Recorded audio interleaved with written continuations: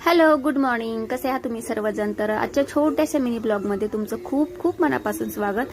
नवीन दिवसाची नवीन छान अशी सुरुवात झालेली. आजची सुरुवात सकाळची चहा आणि बिस्किटने केलेली होती. चहा बिस्किट मला खूप खूप आवडतं.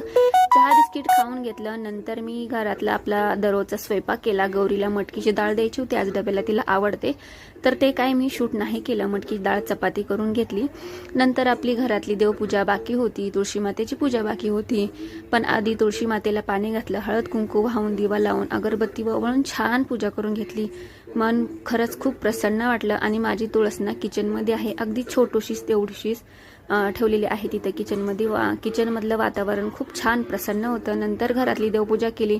महाराजांना छान असा अभिषेक घालून घेतला. महाराजांना हिना तर खूप आवडतं, पण माझ्याकडचं हिना तर संपलेलं आहे. पण हिना तर भेटलं नाही म्हणून मी केवढा तर आणलं होतं, तर ते पण छान आहे.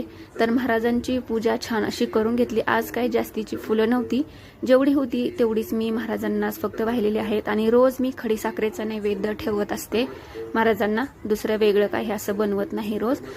गुरुवारी फक्त शिरा वगैरे घरात काही नैवेद्य बनवलेला असतो तोच असतो. तर असा होता आजचा व्हिडिओ.